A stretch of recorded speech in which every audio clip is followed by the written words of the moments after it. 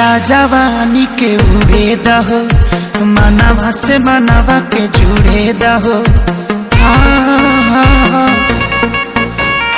छीटा जवानी के उड़े दहो, मनवा से मनवा के जुड़े दहो। आज सुते दरिया तान की तान की तान की